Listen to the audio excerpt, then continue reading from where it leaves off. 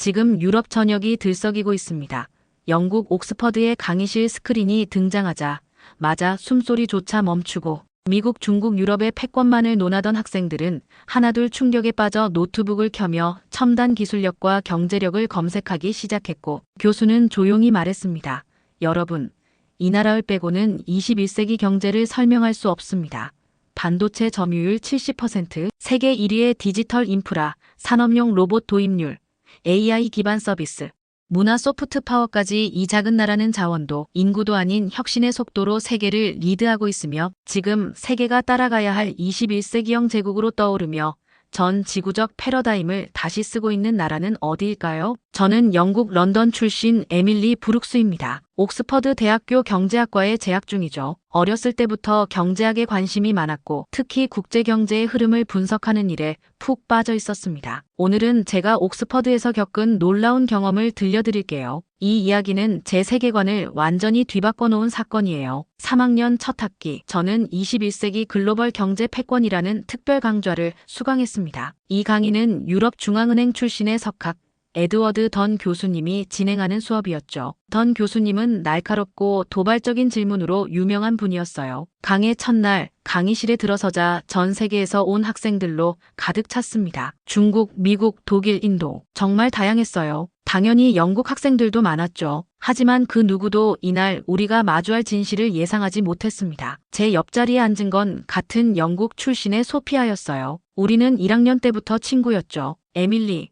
이 수업 경쟁률이 미쳤다더라. 특히 중국과 미국 학생들이 많이 들어왔대. 소피아가 귓속말로 말했습니다. 솔직히 약간 부담스러웠어요. 하지만 동시에 이런 다양한 배경을 가진 학생들과 함께 배울 수 있다는 사실에 설렘을 느꼈죠. 던 교수님은 항상 그렇듯 완벽한 차림새였습니다. 검은색 정장에 빨간 넥타이를 맨 그의 모습은 마치 런던 시티의 금융인을 연상시켰어요. 여러분, 오늘부터 우리는 글로벌 경제의 미래를 함께 탐구할 겁니다. 그 누구도 예상치 못한 결론에 도달할지도 모르죠. 교수님의 말에 강의실이 순간 조용해졌습니다. 자, 여러분, 21세기 글로벌 경제의 패권을 누가 쥐게 될까요? 교수님의 첫 질문이었어요. 순식간에 여러 손이 올라갔습니다. 먼저 발언한 건 중국 베이징 출신의 리밍이었죠. 중국입니다. 14억 인구와 지속적인 경제 성장률 1대1로 전략으로 중국이 미래를 지배할 겁니다. 그의 말에 중국 학생들이 고개를 끄덕였어요. 미국 출신 조지는 금방 반박했습니다. 아니요, 미국입니다. 테크 자이언트들과 혁신적인 스타트업 생태계 그리고 달러 패권은 여전히 강력합니다. 독일 출신 클라우스도 끼어들었어요. 유럽의 안정된 제조업과 인프라를 무시하면 안 되죠. 지속 가능한 발전 모델은 유럽에 있습니다. 저도 손을 들었어요. 저는 영국과 유럽이 여전히 중요한 위치를 차지할 거라고 생각합니다. 우리의 금융 시스템과 법치주의 그리고 안정적인 제도는 세계 경제의 근간이니까요. 몇몇 학생들이 동의하는 표정을 지었지만 다른 이들은 회의적이었습니다. 특히 아시아 학생들의 얼굴에서 시대착오적이라는 표정이 익혔어요. 토론이 점점 치열해지면서 강의실 분위기는 뜨거워졌습니다. 인도 학생은 인도의 IT 서비스와 인구 보너스를 강조했고 브라질 학생은 풍부한 자원을 내세웠죠. 소피아가 제 귀에 대고 속삭였어요. 뭔가 미국과 중국 사이의 대결로 좁혀지는 것 같지 않아?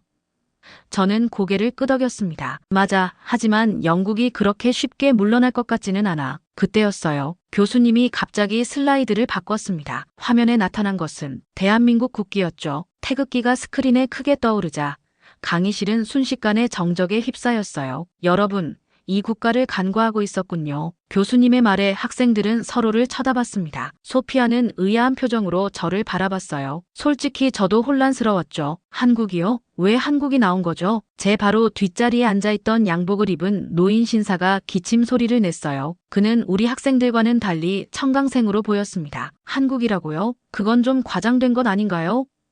그분의 목소리에는 약간의 놀림이 느껴졌어요. 나중에 알게 된 사실이지만 그는 영국 재무부 전 차관이셨죠. 독일 학생 클라우스가 먼저 정식으로 입을 열었습니다. 교수님, 한국이 그렇게까지 세계 경제에 영향력이 있었던가요? 인구도 작고 자원도 부족한데 어떻게 경제 패권을 논할 수 있죠? 다른 학생들도 동의하는 표정이었어요. 심지어 중국 학생 리밍은 비웃듯이 말했습니다. 한국은 중국의 그림자 속에서만 성장했을 뿐이죠. 그 말에 제 왼쪽에 조용히 앉아있던 한국 출신의 학생 지수가 갑자기 자리에서 일어났어요. 지금까지 한마디도 하지 않던 지수가 처음으로 입을 열었습니다. 리밍. 그런 말은 데이터를 보고 해야 할 것 같은데. 지수의 목소리는 조용했지만 강한 자신감이 느껴졌어요. 저는 처음으로 지수를 주의 깊게 바라봤습니다. 단정한 검은 머리에 지적인 느낌의 안경을 쓴 그녀는 이상하게도 전혀 동요하지 않는 것 같았죠. 교수님은 미소를 지으며 다음 슬라이드로 넘어갔습니다. 자, 이제 데이터를 봅시다. 그리고 나타난 것은 한국의 경제 지표였어요. 반도체 시장 점유율, 디지털 경쟁력 지수, 혁신 지수 등이 차례로 나타났습니다. 놀랍게도 한국은 이 모든 분야에서 세계 최상위권이었어요. 특히 메모리 반도체 시장에서는 압도적인 1위였죠. 한국의 삼성전자와 SK하이닉스는 세계 메모리 반도체 시장의 70% 이상을 장악하고 있습니다. 교수님의 말에 학생들이 노트북을 열어 확인하기 시작했어요. 저도 서둘러 검색했죠. 교수님의 말은 사실이었습니다. 더 놀라운 것은 한국의 초고속 인터넷 보급률과 디지털 인프라였어요. 세계에서 가장 빠른 인터넷 속도를 가진 나라, 5G 상용화 세계 최초 달성, 디지털 정부 지수 세계 1위. 교수님이 계속해서 데이터를 보여주셨습니다. 소피아가 제 팔을 꼬집었어요. 이게 사실이야? 저는 고개를 끄덕였습니다. 데이터는 분명했죠. 하지만 여전히 의문이 남았어요. 어떻게 이 작은 나라가 이런 성과를 낼 수 있었을까? 제가 옥스퍼드에서 경제학을 공부하는 동안 한국에 대해 깊게 배운 적이 없었다는 사실이 갑자기 부끄럽게 느껴졌습니다. 제 생각을 읽기라도 한 듯 교수님이 말씀하셨습니다. 한국은 인구보다 자원보다 혁신 속도로 세계를 바꾸고 있습니다. 어떤 나라도 따라올 수 없는 속도죠. 그 말에 저는 깊은 생각에 빠졌어요. 영국은 산업혁명의 발상지였지만 지금은 어떤가요? 우리가 혁신 속도에서 뒤처지고 있다는 생각이 불현듯 들었습니다. 그 말에 중국 학생 리밍이 다시 반박했어요. 교수님, 중국도 빠르게 발전하고 있습니다. 화웨이, 알리바바, 텐센트 같은 기업들이 세계적인 기업이 되었죠. 교수님은 고개를 끄덕이셨습니다. 맞습니다. 그러나 한국의 특별함은 그 규모에 있어요. 5천만 인구로 이룬 성과라는 점이 중요합니다. 이때 교수님이 또 다른 슬라이드를 보여주셨어요. 산업용 로봇 사용도 세계 1위라는 제목의 그래프였습니다. 노동자 2만 명당 산업용 로봇 수는 한국이 압도적 세계 1위입니다. 일본, 독일, 미국을 크게 앞서죠. 독일 학생 클라우스가 놀란 표정으로 물었어요. 로봇 사용도요? 그건 독일이 세계 최고인 줄 알았는데.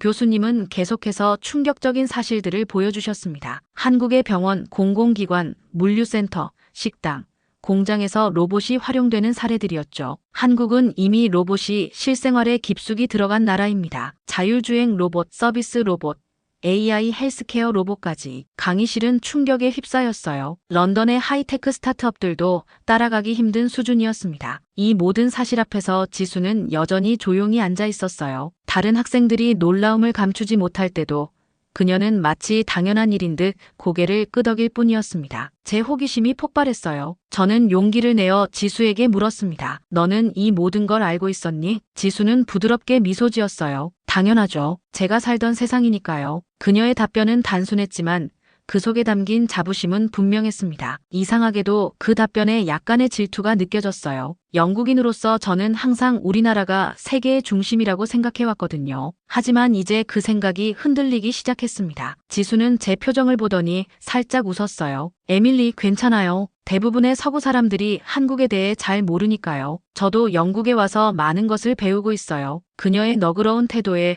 오히려 더 부끄러워졌습니다. 제가 얼마나 편협한 시각을 가지고 있었는지 깨닫게 된 거죠. 토론은 계속됐어요. 이번에는 미국 학생 조지가 의문을 제기했습니다. 기술은 알겠는데 한국은 소비시장도 작고 글로벌 영향력은 아직 부족하지 않나요? 중국과 미국, 유럽처럼 정치력, 외교력이 필요하잖아요. 여러 학생들이 고개를 끄덕였습니다. 저도 그 의견에 일리가 있다고 생각했어요. 교수님은 흥미로운 질문을 던지셨습니다. 여러분, 20세기 일본의 영향력이 인구 크기 때문이었나요? 강의실은 다시 조용해졌어요. 교수님의 질문은 날카로웠습니다. 일본은 분명 인구나 영토 크기와 상관없이 엄청난 경제적, 문화적 영향력을 발휘했었죠. 저는 문득 깨달았어요. 경제 패권이란 단순히 인구나 영토의 크기만은 아니라는 것을. 지수가 조용히 손을 들었습니다. 제가 한 가지 말씀드려도 될까요? 교수님이 고개를 끄덕이자 지수는 자리에서 일어났어요. 여러분은 아마 BTS를 아실 겁니다. 넷플릭스의 오징어 게임도요. 삼성 휴대폰을 쓰는 분들도 많을 거고요. 학생들 대부분이 고개를 끄덕였습니다. 저도 삼성 휴대폰을 사용 중이었고 넷플릭스에서 한국 드라마를 즐겨봤어요. 지수는 계속해서 말했습니다. 이건 모두 한국의 소프트 파워예요. 군사력이나 정치력 없이도 문화와 기술로 세계에 영향을 미치는 힘이죠. 그녀의 말에 강의실은 다시 한번 조용해졌어요. 저는 문득 제 방에 있는 한국 화장품들과 음악 플레이리스트에 있는 K-파프 노래들이 생각났습니다. 정말 놀라웠어요. 한국 문화가 이미 제 일상에 깊숙이 들어와 있었다는 사실이요. 청강생으로 온 전 재무부 차관은 입을 열었습니다. 하지만 영국과 유럽의 전통적인 외교력, 교육 시스템, 법 체계는 여전히 세계 표준 아닌가요? 그의 질문에 몇몇 영국 학생들이 고개를 끄덕였어요. 솔직히 저도 그의 말에 동의하는 부분이 있었습니다. 교수님은 미소를 지으며 대답하셨어요. 물론 그렇습니다. 하지만 패권은 고정된 것이 아니라 유동적인 것입니다. 산업혁명 시대에는 영국이, 20세기에는 미국이 주도했죠. 21세기는 어떨까요? 그 질문은 우리 모두에게 깊은 생각거리를 던져주었습니다. 교수님은 지수에게 고마움을 표했습니다. 지수 덕분에 우리는 중요한 관점을 배웠군요. 하드파워 없이 소프트 파워로 세계를 흔드는 나라. 이것이 한국의 새로운 경제 패권 모델입니다. 학생들은 조금씩 수긍하기 시작했어요. 저도 새로운 시각으로 세계를 바라보게 되었습니다. 그러나 마지막 반격이 있었어요. 독일 학생 클라우스가 다시 손을 들었습니다. 하지만 미국과 중국은 반도체 자립에 엄청난 돈을 쓰고 있습니다. 결국 한국의 기술 우위는 오래가지 못할 수도 있잖아요. 그의 질문은 날카로웠어요. 한국의 강점이 일시적인 것인지 아니면 지속 가능한 것인지를 묻는 질문이었죠. 교수님은 고개를 끄덕이셨습니다. 좋은 질문입니다. 반도체 산업을 예로 들어볼까요? 그리고 극자외선 EUV 공정, 특허 장벽, 생산 노하우 등에 대한 설명이 이어졌어요. 이런 기술들은 단순히 돈을 투자한다고 해서 따라잡을 수 있는 것이 아닙니다. 수십 년간 축적된 경험과 인재, 그리고 생태계가 필요하죠. 교수님은 화면에 복잡한 반도체 제조 공정 다이어그램을 띄웠습니다. 여러분, 이건 최첨단 반도체를 만드는 공정도입니다. 300단계가 넘는 공정을 거쳐야 하고 각 단계마다 0.01%의 오차도 허용되지 않습니다. 한국이 이 분야에서 세계 최고가 된 이유는 바로 이 완벽함에 대한 집착 때문이죠. 도표를 보면서 저는 숨이 막혔어요. 제가 평소에 사용하는 스마트폰 안에 이런 복잡한 기술이 들어있다니 믿기 힘들었습니다. 미국 학생 조지가 손을 들었어요. 하지만 미국은 인텔을 통해 기술 주도권을 되찾고 있지 않나요? 교수님은 냉정하게 데이터를 보여주셨습니다. 2015년과 2025년 반도체 시장 점유율 변화를 보세요. 인텔의 점유율은 지속적으로 하락하고 있고 삼성전자는 메모리뿐 아니라 시스템 반도체 분야까지 확장하고 있습니다. 이 말에 조지는 더 이상 반박하지 못했어요. 지수가 덧붙였어요. 네덜란드 ASML사의 EUV 장비를 사용할 수 있는 기업은 세계에 단 3곳뿐이에요. 삼성전자, TSMC, 인텔이죠. 이 장비 하나가 2천억 원이 넘습니다. 하지만 중요한 건 장비가 아니라 이를 운영할 수 있는 기술력이에요. 지수는 자신의 노트북을 열고 한 통계 자료를 보여주었습니다. 이건 작년 기준 세계 특허 출원 건수예요. 인구 대비로 보면 한국이 압도적 1위입니다. 또한 GDP 대비 연구개발 투자 비율도 세계 최고 수준이고요. 그녀의 자료는 확실했어요. 한국은 단순히 현재 기술력만 가진 게 아니라 미래를 위한 투자도 적극적으로 하고 있었습니다. 제 옆에 앉아있던 인도 학생 라지브가 작은 목소리로 말했어요. 우리 인도는 IT 서비스로 유명하지만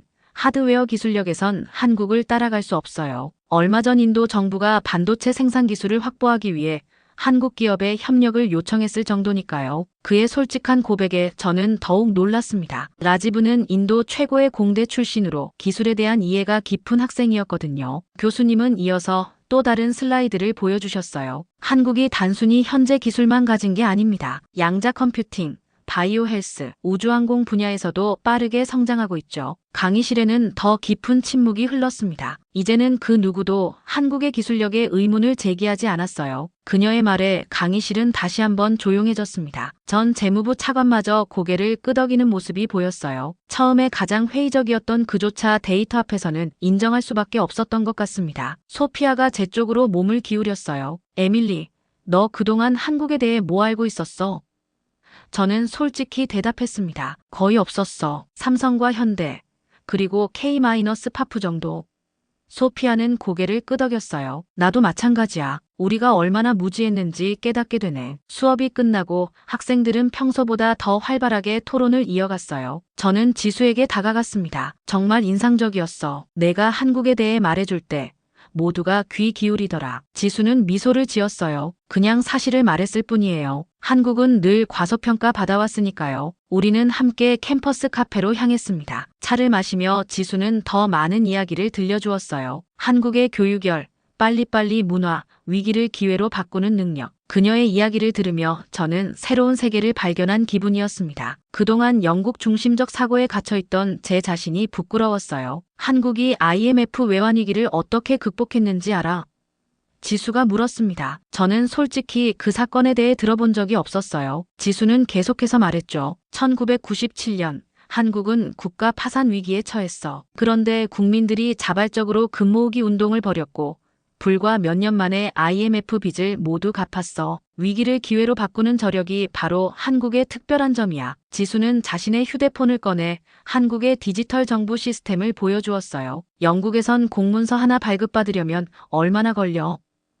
그녀가 물었습니다. 최소 몇 주, 때로는 몇 달까지도 걸리지. 제가 대답했어요. 지수는 웃으며 말했습니다. 한국에선 대부분이 공문서를 휴대폰으로 몇 분 안에 발급받을 수 있어. 심지어 투표도 디지털로 할 수 있고. 제가 놀란 표정을 짓자 지수는 더 많은 이야기를 들려주었어요. 한국의 교통카드 시스템, 배달 문화, 인터넷 뱅킹, 모든 것이 디지털화되어 있고 효율적이었습니다. 우리나라 사람들은 지하철에서 오지 인터넷으로 실시간 TV를 보면서 출퇴근해. 심지어 지하 200m에서도 끊김없이. 이 말에 저는 런던 지하철에서 신호가 끊겨 불편했던 경험이 떠올랐어요. 이건 정말 충격이네. 제가 솔직히 말했습니다. 우리는 항상 영국이 선진국이고 아시아 국가들은 우리를 따라오는 중이라고 생각했거든. 그런데 실제로는 우리가 디지털 혁신에서 뒤처지고 있었던 거네. 지수는 제 말에 고개를 끄덕였어요. 각 나라마다 강점이 달라. 영국은 금융과 법률 시스템, 교육에서 여전히 세계 최고야. 하지만 기술 혁신과 디지털 전환에서는 한국이 앞서고 있지. 지수, 너는 왜 옥스퍼드에 왔어? 한국에서 공부하는 게 더 좋지 않았을까? 제 질문에 지수는 잠시 생각에 잠겼다가 대답했습니다. 전통과 혁신, 둘 다 배우고 싶었어요. 한국의 빠른 변화와 영국의 깊은 전통, 두 가지를 모두 이해하면 더 넓은 시야를 가질 수 있을 것 같았죠. 지수는 커피를 한 모금 마시고 계속했어요. 사실 한국에도 배울 점이 많아. 너무 빠른 변화 속도 때문에 사회적 갈등이 생기기도 하고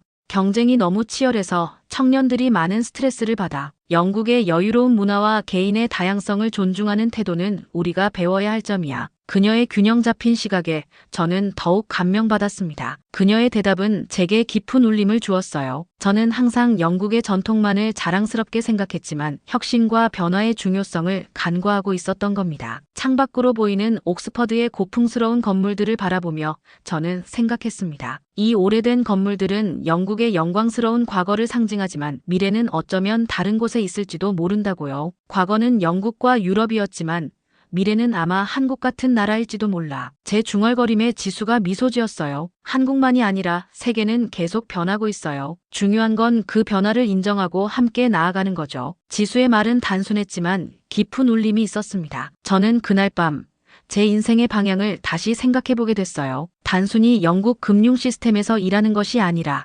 글로벌 시각을 가진 경제학자가 되고 싶다는 생각이 들었습니다. 한국어를 배워볼까? 한국 기업에 대해 더 연구해볼까? 새로운 가능성들이 제 머릿속에서 솟아났습니다. 다음 날 강의실로 향하는 길, 저는 캠퍼스를 새로운 눈으로 바라봤어요. 수백 년 된 건물들 사이로 세계 각국에서 온 학생들이 오가는 모습이 보였습니다. 옥스퍼드는 전통의 상징이지만 동시에 변화와 혁신이 일어나는 곳이기도 하죠. 마치 영국과 한국의 관계처럼요. 하나는 오랜 역사와 전통을, 다른 하나는 빠른 변화와 혁신을 상징합니다. 강의실에 들어서자 지수가 손을 흔들었습니다. 그녀 옆에는 빈자리가 있었어요. 저는 망설임 없이 그 자리로 향했죠. 오늘부터 저는 세계를 새로운 눈으로 바라볼 준비가 되어 있었습니다. 아마도 이것이 진정한 글로벌 시민으로 성장하는 첫 걸음일 테니까요. 세계는 변하고 있고 저는 그 변화의 중심에 서 있습니다. 그리고 그 중심에는 제가 미처 알지 못했던 한국이 있었습니다. 몇 주가 지난 후